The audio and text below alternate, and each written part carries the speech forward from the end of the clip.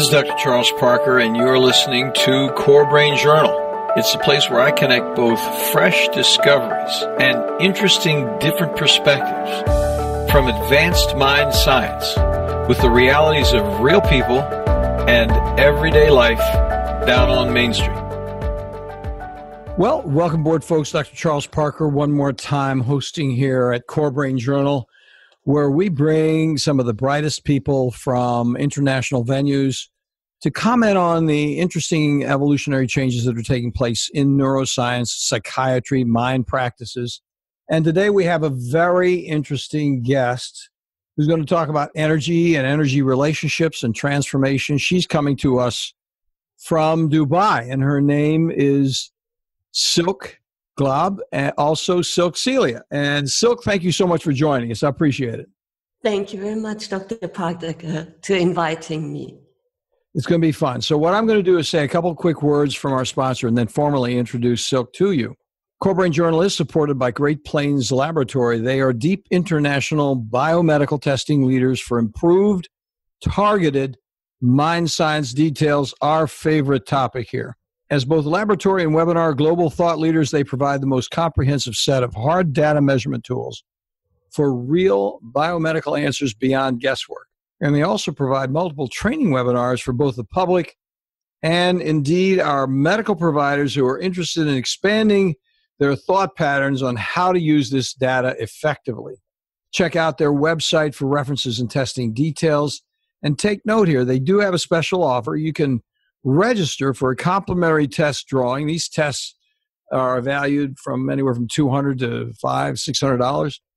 And you can get into a drawing opportunity this week over at this following website and set your name in there. So it's greatplainslaboratory.com/CBJ. I was taking a moment to pause and see if there was something else I was going to tell you about specific tests. They have so much information there about tests. I just hesitated and said, look, let's just send people over there and take a look and see what's happening. So you folks will enjoy them. We have several different people talking here on Core Brain Journal from Great Plains Laboratory. One of them is at 190. Now, Silke is an interesting person. She's a psychologist who helps refresh people regarding their brain-mind, get this, folks, in 4 hours using super learning techniques. She combines a number of different therapies, including rapid transformation therapy. We're going to hear about all these in just a minute. Theta Healing. Honestly, I don't know anything about this. I'm looking forward to learning with you.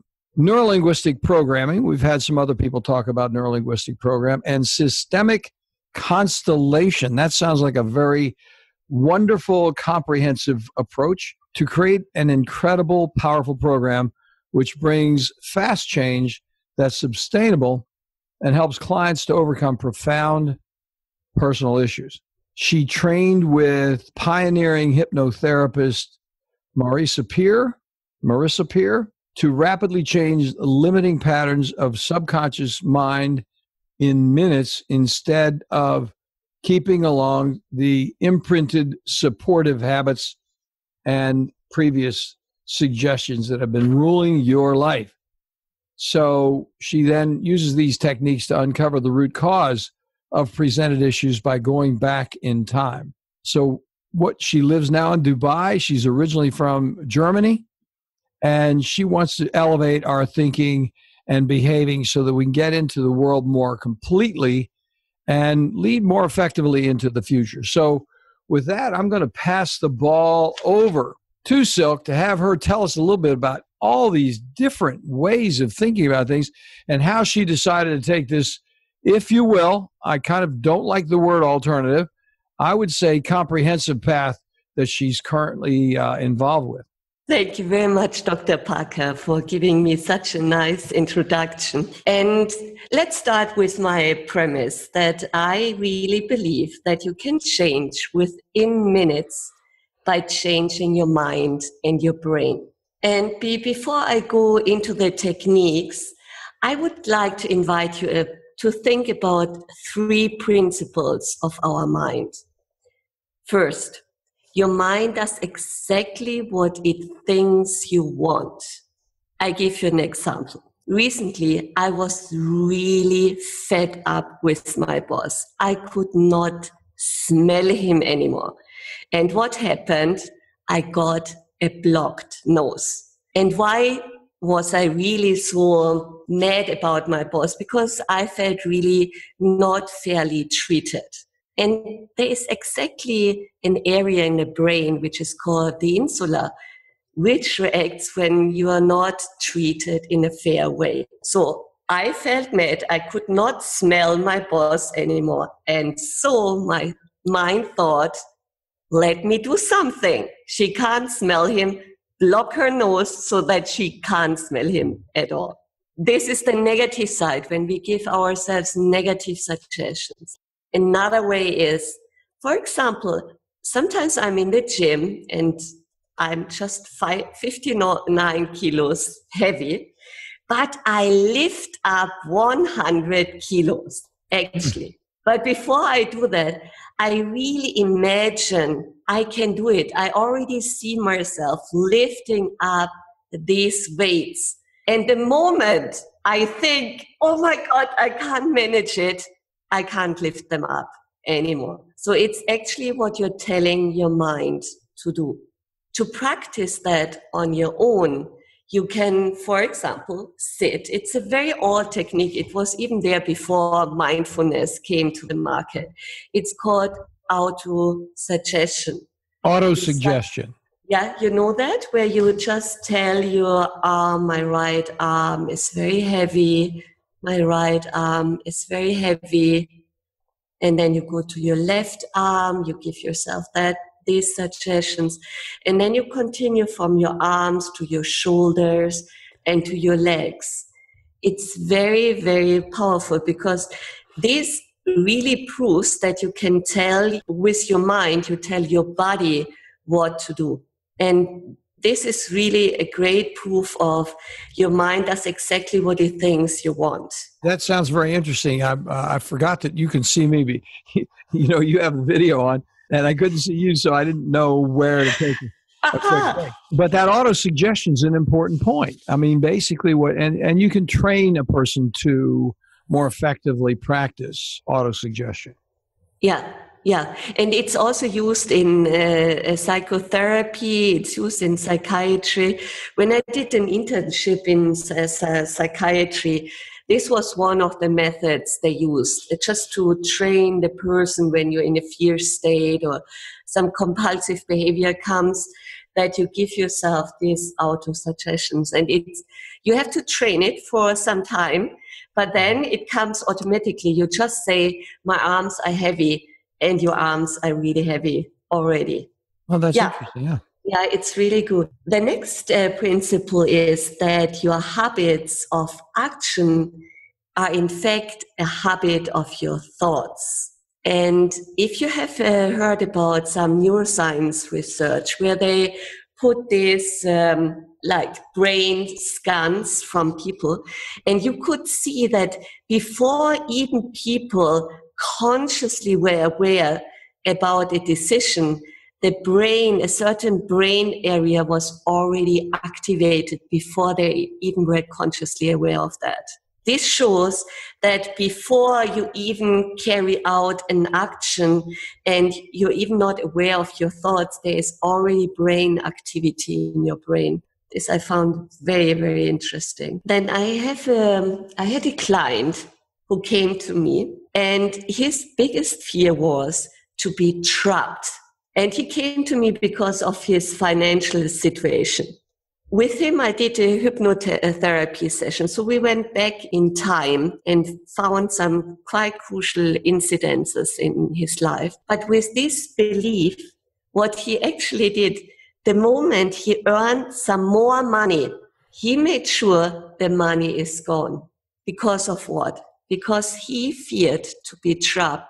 The more money he has, this means he has to manage that money. And again, this means less freedom for him. He has to take up in his mind responsibility for his money. And therefore, somehow unconsciously, he made sure that the money got lost. Is this not incredible? Yeah. How your mind really tricks you? Quite so. And during my study time, there was also, just to prove that your habit of action is a habit of thought. When I was studying, I felt very bored sometimes. I needed some distraction. And then my mind told me, I need something crunchy now. If I crunch something, this will help me. Luckily, I have programmed myself that the crunchy thing I needed were carrots or apples. And even during winter time, I went out of the house to find the next grocery to buy 10 apples or 10 carrots, whatever, because I believe just the moment I crunch, I feel much better. Now, take that one to drugs. People who are taking drugs, they're running on the same principle. For them, it is like, okay, I feel not good. I need something to feel much better. And I know the only thing which can help me at that moment is a drug. Or people who are overweight, who also believe if I eat now something sweet, I feel much more calm. Mm-hmm. And this is a proof of your habits of action are, in fact, a habit of your thoughts. So true. Over here, Silke, just to interrupt you for a second, what happens in the States, people who've worked in substance abuse recovery, whether it's alcohol, cocaine, marijuana, it doesn't matter. There is a phenomenon called jonesing. I don't know if you're familiar with that phenomenon, but no, tell me. Many of our listeners would be. And what happens is a person's been using for a long period of time. In fact, I just saw a new person today who's in recovery from alcohol since April. So we're May, June, July, August. So we're only a few months in her recovery, and she had a serious alcohol problem.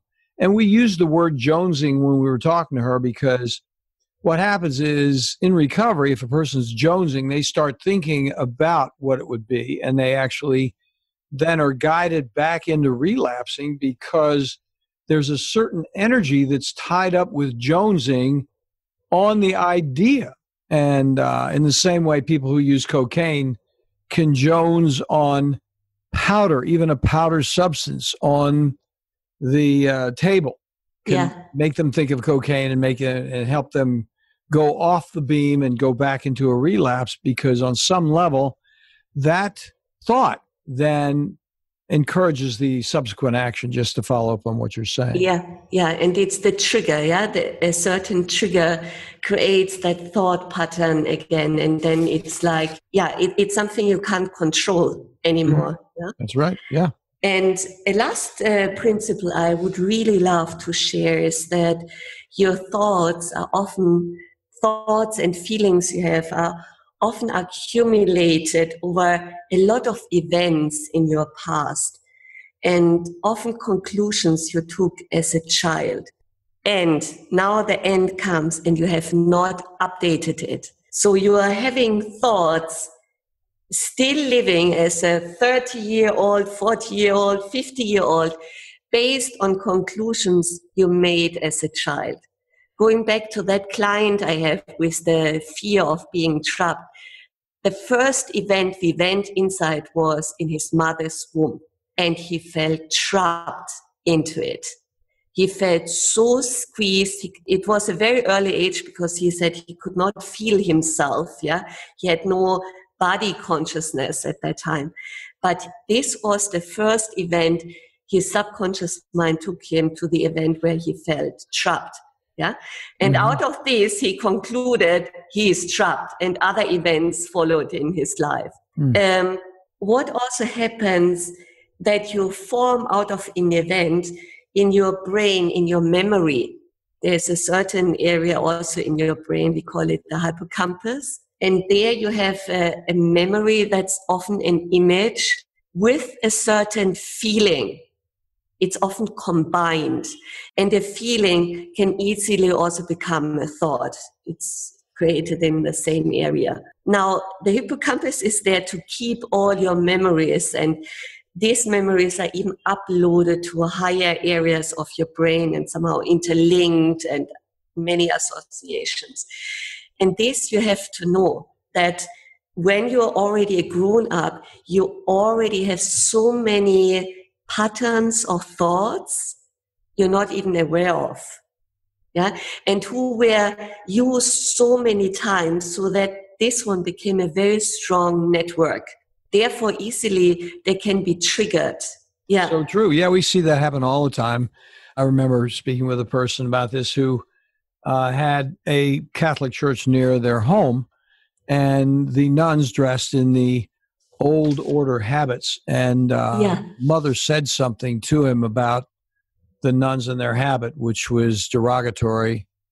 And then he had that whole thing in his mind just based on their habits, which are interesting and attractive uniforms in a way. And yet in his mind, he had a negative thought associated with that, which then went all the way over into Catholicism, the Pope and Rome and all this. He went way downwind from just the thought of his mother's negative comment about a person who wore that uniform. Yeah. A lot of these thoughts we even pick up from our environment, how people, when we are at a young age, like until the age of 7, we absorb so many thoughts because first of all, we imitate others, we watch others, how people are reacting to us. And as a small child, you often refer to yourself. If your mother is not taking care of you at a certain moment, you can't say, mom was busy, therefore she didn't look at me. You always refer it back to you and you say, because I was nasty, because I was not taking the milk of mom and therefore she put me just down. So you always refer it back to yourself until the age of 4, where you can differentiate more between you and others. To sum it up, these are like 3 very crucial principles how our mind works. Now, I have said we have now created awareness. That's the first step. You have to create awareness what your habits or thoughts are. That's the first step. And if you have that awareness, what is actually these conclusions? On which programs I am running? Let's say, phrase it like this, on which programs I am running. They are good programs, and there are also programs which are hindering my development. And I have to figure out what are these thoughts. And then I have to disconnect these thoughts. A lot of people believe if you just affirm, just affirm the positive belief, look at the positive side, it will help you. You will create new neural patterns, new programs, but you still have your old programs running. And if you're 35 years old, you have them running already for 35 years. And now you do affirmations for 1 year, the old programs can be easily triggered again. And now, Dr. Parker, my energy methods are coming in. Aha. So you're going to help us with the disconnection. I can see that coming. Yes, because now the disconnection comes. What are these programs? These programs are just neural patterns of neurons connecting to others, creating a certain symphony with each other. Yes. And how they communicate is through energy. They are chemicals, they are released, and they are taken to the other cell and open. But it's actually energy field is created. And therefore you can also take brain activities because it's electricity in your brain.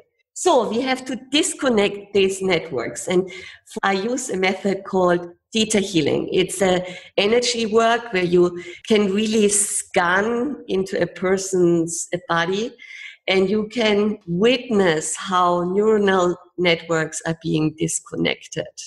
Now, listeners, what she said is Vita, V-I-T-A healing. Okay, just so point of clarification.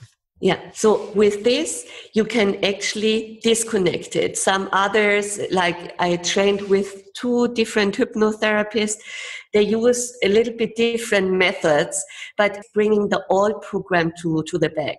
And I use this kind of energy healing to really disconnect the network. And I witness, and that's the important part of Theta Healing, you witness that this network is disconnected. Now, as a person, Excuse me for interrupting. I want to ask you now, Yes, please. because I'm following along with you and I'm tracking, and I'm wondering, does a person actually, I'm trying to ask the question that our audience may be interested in as well. I'm interested in it myself, but does a person have to be in a hypnotic state? I think a lot of people are worried about what a hypnotic state is, and do they have to be in a hypnotic state to accomplish this disconnection process so they're not in turmoil by the past. It's running its own kind of automatic plan.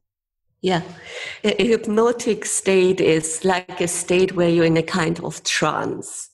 Do you go home on a daily basis and you use the same road? Yeah. Dr. Parker? Yes, ma'am. Yep. And in the end, it's like automatic. You just realize, I'm already home. You're not looking at this street and getting really aware of it.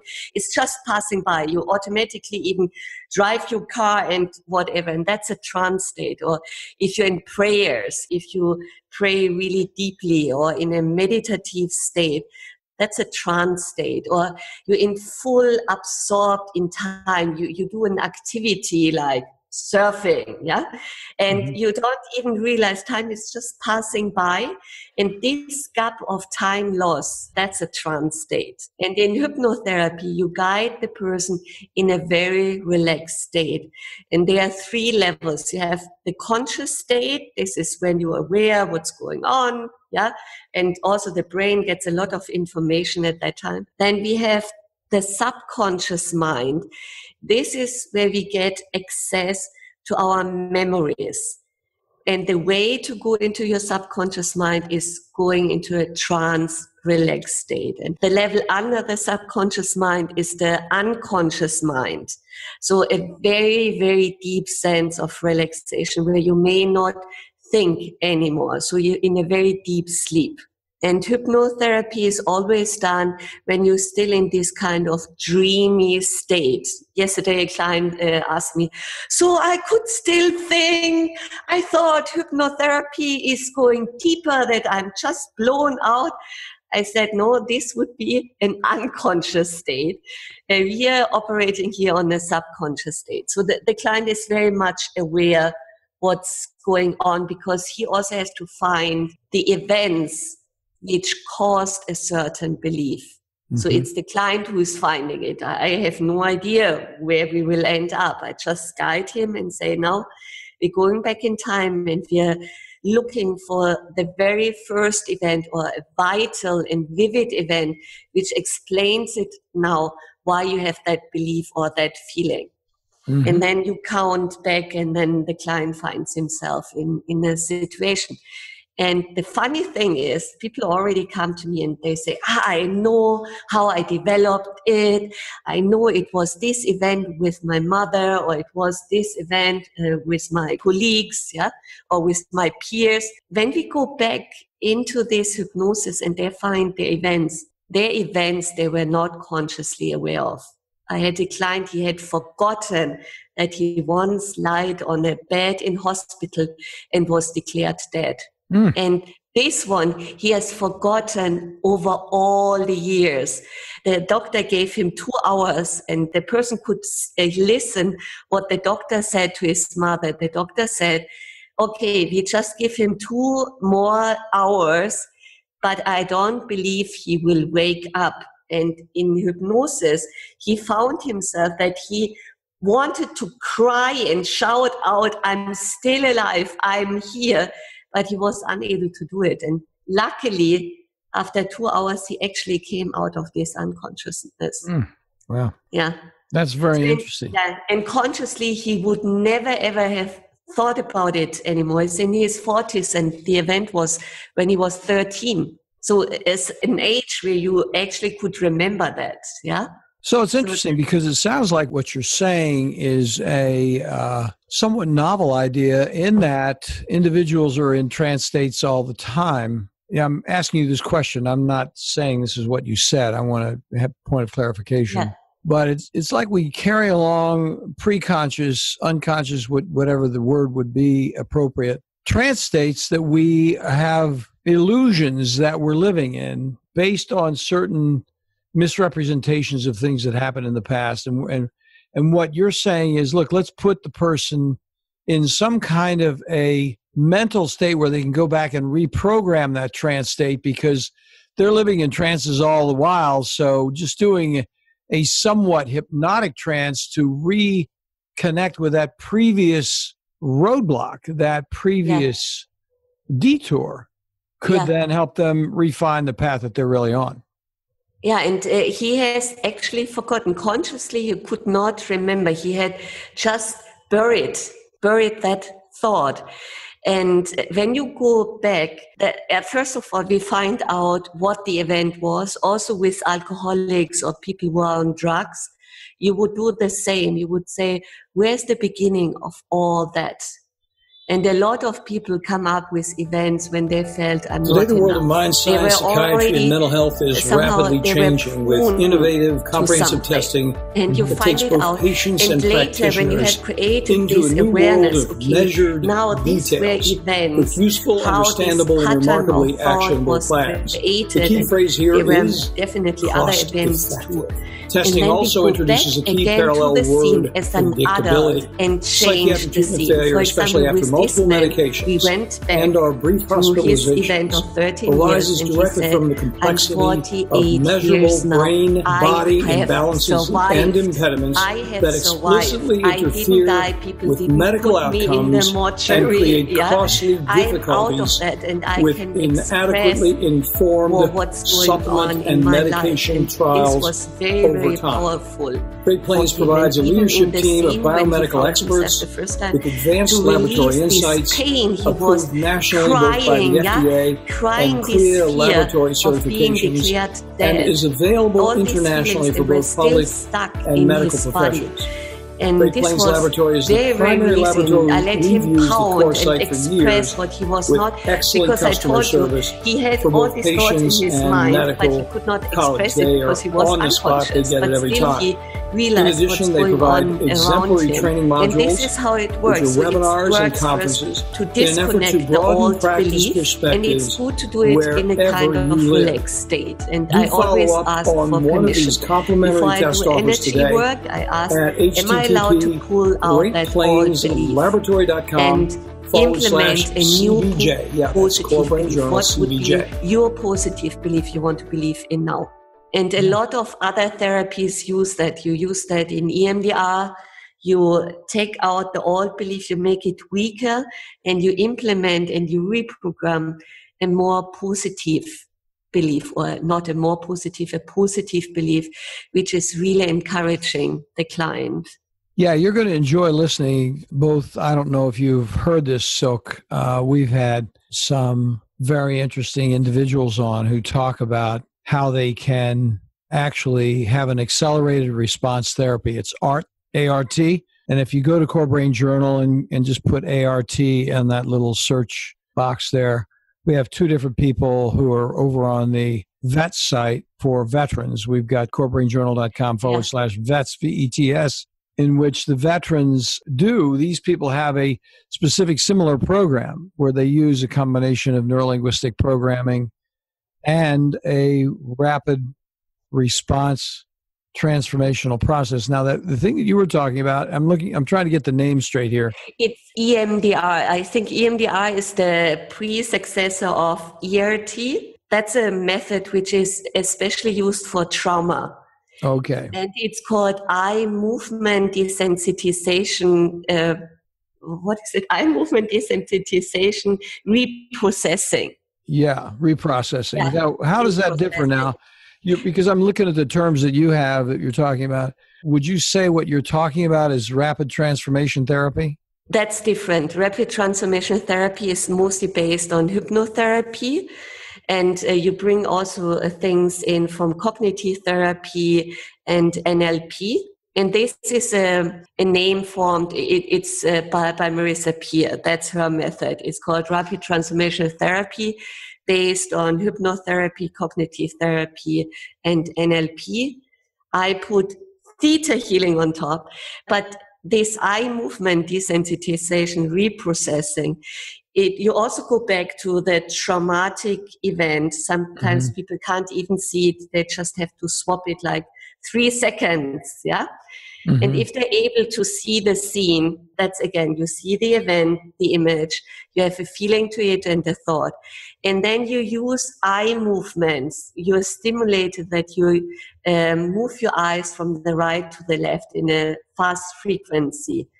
And this now generates a pattern in your brain to process that event. Yeah, and you will see the client, the picture, the images, the image changes, colors change, and the feelings are changing more and more. And you do it until the client says, this image doesn't disturb me at all anymore. No, that's very interesting. Yeah. Now, I'm going to ask you this. You mentioned another term there, and we're going to ask you this question when we get back. We're going to take a little break right now.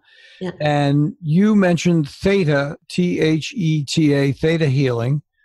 And I would like you to just elaborate a little bit on that, how Theta Healing is related to this series of healing processes that we're talking about. One of the reasons, listeners, I'm so interested in teasing this apart for all of us here is because so much time can be wasted just going over these things in therapy without having the tools to come in and actually think about kind of a reprogramming process in a way that's efficacious and not so time-consuming, and it apparently works. So let's come back in just a moment. We're going to hear about Theta Healing. So folks, we'll be back in just a moment. Today, the world of mind science, psychiatry, and mental health is rapidly changing with innovative, comprehensive testing that takes both patients and practitioners into a new world of measured details with useful, understandable, and remarkably actionable plans. The key phrase here is cost-effective. Testing also introduces a key parallel word, predictability.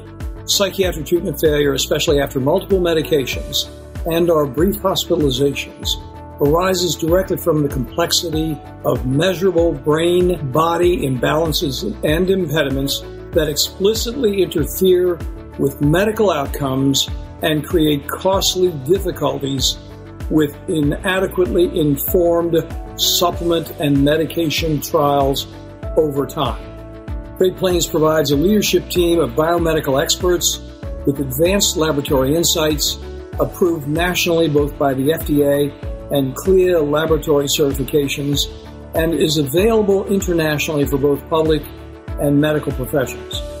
Great Plains Laboratory is the primary laboratory we've used at CorePsych for years, with excellent customer service for both patients and medical colleagues. They are on the spot. They get it every time. In addition, they provide exemplary training modules, which are webinars and conferences, in an effort to broaden practice perspectives wherever you live. Do follow up on one of these complimentary test offers today at http://greatplainslaboratory.com/CBJ. Yeah, that's Core Brain Journal CBJ. Well, thanks so much, Silke, for this very interesting discussion. And yeah, could you tease apart, please, this Theta Healing and its relationship? I know you don't know about ART, the accelerator response therapy I was just talking about, but you were talking about a rapid transformation therapy. We know about neuro-linguistic programming. Let's talk about how Theta Healing fits into all of that, please.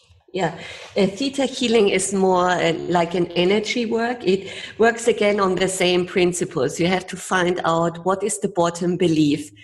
And in Theta Healing, you find the crucial core belief by asking further questions. For example, if you have a certain fear, you start, what is the worst thing which could happen? And if this happens, what is then the worst thing then? And how does it make you feel? So you really dig really down. When you have created awareness, what really the bottom belief is, then, as I said, it's more energetic work. You pull that belief, and in Theta Healing, a belief can be on your core level. These are beliefs you accumulated during your lifetime from your childhood onwards. Then you have your soul level. That's the beliefs of your soul when you came here on earth. The third one is genetic level. These are beliefs which are taken over from one generation to the other one, so ancestral beliefs. And then the other one is called history level. This can be past life events. It can be also group consciousness of a whole society, or beliefs you just pick up wherever you are. These are the 4 levels. And then you pull these beliefs wherever it resides. And then it's more spiritual, that the client is also asked if he has or she has a spiritual connection. It can be God, it can be the universe, it can be life force, a very high energy. And you pull that belief and you ask that high energy to bring in the new belief and settle it on these 4 levels I was talking about. Yeah, say them quickly again so I can get them down, because I want to put them in the show notes. Yeah. Please. Yeah, it's your core level. Okay. It's your soul level. It's your genetic level and your history level. Oh, yes. Thank you. Well, that sounds interesting. And there'll be some references, folks, in the show notes, because Silke shared some books that would be relevant to this concept. There's one called Theta Healing by Viana Stiebel. Yeah, so she is the founder of that mythology. Very, very interesting. So when you do that, just another question that comes up as putting my psychiatric hat on here, do you do this in a relative trance state yourself in terms of finding these different things? So they're in a state at the time you're asking these questions and looking for guidance from them. Yes. In Theta Healing and Rapid Transformation Therapy, you're in a kind of very relaxed state. And for the client, so that he's able or she is able to really connect to her subconscious and is not distracted what's really going on. Yeah, we have the prefrontal cortex and we need access to the hippocampus, which is more inside. Yeah, so we have to go a level more down, and therefore this relaxed state. And some, like yesterday, the client I had, he was always switching. Yeah, he was analyzing while he was still in the state. I had to always bring back, and later I said, maybe in your case, I should have brought you a little bit more deeper. Yeah, but it's him. Yeah, he is someone because he doesn't want to be trapped. And therefore, to be trapped now in a kind of trance state was difficult. So he went in and out. You have to bring him always back. The other people, it was more, I never had someone who was fearful because I'm very confident and I make also a short introduction to the people. And it's, of course, the rapport you build with the client. Yeah, and if they trust you and I explain them, it's just you go in a very relaxed state, that's it. And they feel I'm not manipulating it, because in the beginning I establish a safe place, I establish a wise adult. So whenever some really strong emotions are coming up, they have always a safe place to go to. Or if they're still reprocessing after the session, they have an anchor. An anchor is like something, like a kinesthetic recording of a positive feeling. And they can just press that anchor, like your thumb and your forefinger. You have anchored a very positive state, and they can press it and they come back to a relaxed feeling. Oh, that's so we start off very safe. And then from there, I say, okay, now we are going back in time. I don't start immediately. Well, so take us into this next concept. So we've talked briefly about each one of these, and obviously they really require more time to fully understand them. But I think it's interesting because they are intertwined to some degree. We've talked about rapid transformation therapy, theta healing, neuro-linguistic programming. We haven't talked about much, but honestly, we've talked about it with other interviewees. So I think the next thing I would like us to please take some time on would be systemic constellation. Tell us a little bit about that, if you will, please. Yeah. In fact, it's something which came from a German guy who borrowed something from Virginia Satir. So Virginia Satir was a very known psychiatrist or psychotherapist, and she worked with family members. So she said, okay, an illness is not only the client, it's also the members around. And then she put the family on stage. So she constellated family members.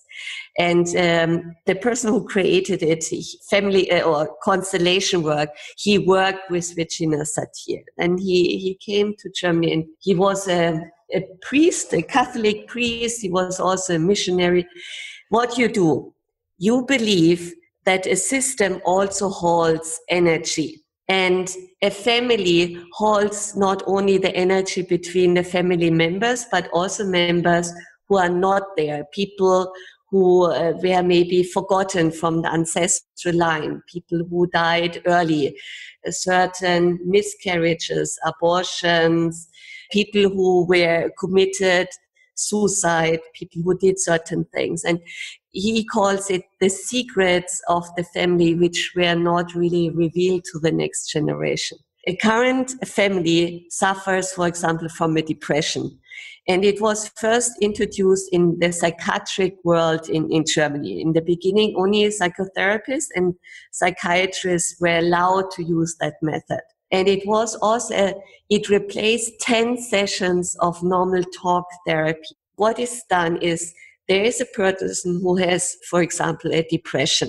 And you're in a seminar workshop and you have different members, participants. And now the client is asked to select from the participants a representative for his father, the mother, siblings, and himself. And he puts these people into the stage. There is a defined place in the center. And the person puts these people in place. And now the magic happens. These people have never heard anything about this family, but they feel as these people would have felt. And this is like the magic is happening. There are certain energies between how you constellate representatives, what represents what is going on in the system of the family. And then you see where the distractions from the family system comes from. And then you bring up healing thing. Sometimes you have to say, okay, I took over things which even belong to me. These were things my father was supposed to do. And then you do this exchange and say, I'm only your son and I give you back all the energy I've taken up from you. It's all yours. And then you become again in the right position. You're only the child and not the parent of your parent. Whatever the disconnection in that system was. And it's even used for organizations. If you have a problem in an organization, in a certain department, you also constellate the people in that department and you see where the dysfunctions are. The dysfunctions would be really in a corporation more in terms of their expectations and their preoccupations that would be negative regarding their colleagues. And they'd have to actually come and bring it up. Now, I'm guessing, now I don't know this, I haven't done this before, but tell us a little bit about how that works, because that sounds quite interesting. And I'm sure a number of our, do you have an example of maybe of a kind of constellation work? Okay, the first time I experienced it, it was myself. I went to a seminar. I was brought by my psychotherapist at that time, and she had the option to go to a seminar with the big guy. So she brought us in, my sister and I, and we constellated our family. So we took people from the audience. In our case, the therapist did it for us. So she brought in people, my mother, my father, my sister, and me. And the strange thing was, it was actually how that family worked. The people who were, for example, me, I was more, okay, it's too much for me, the family. I just want to be more at the side. Then in this case, it was the psychiatric background of my mother. This came also out because from the family, there were also a sister who died before her and who was still part of her family system. So the therapist brought in that dead child or the dead sister, then my aunt. And then he put us all in a kind of healing position. And as my sister and I were around, we went into our position. So the representative of me went to his chair and I stood in. And then he asked me, so how are you feeling now? And I said, very strange, I don't like it. And then he told me, do you know what? It's like an Eskimo who comes to Africa. He feels like that. And he says that in front of 100 people. I felt so ashamed. And I was really angry about him. But I really have to tell you the truth. My sister, we went home. We never spoke with anybody that we went to such a workshop. My mother changed. Her psychosis didn't come up anymore. It just resided. Wow. There were no strong episodes anymore. This was very incredible. Thanks for listening to Core Brain Journal. I could not believe We're it. And working this every day behind the scenes to bring you reports that connect research benches with those street trenches. Here we share the complexity of mind science because, as you know, details really do matter.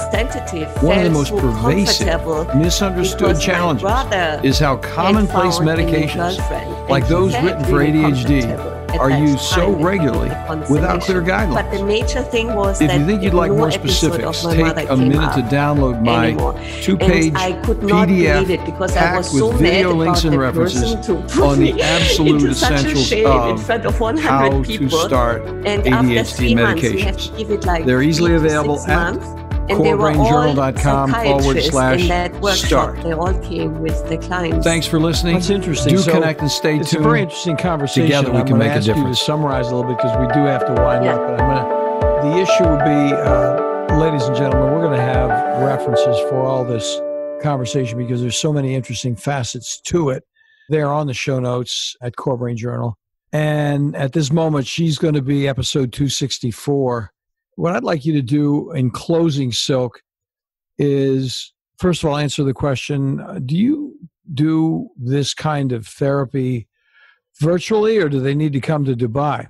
I do it virtually. I do Theta Healing and transformational therapy. I do virtual and I do systemic work in a sense that people do it with symbols.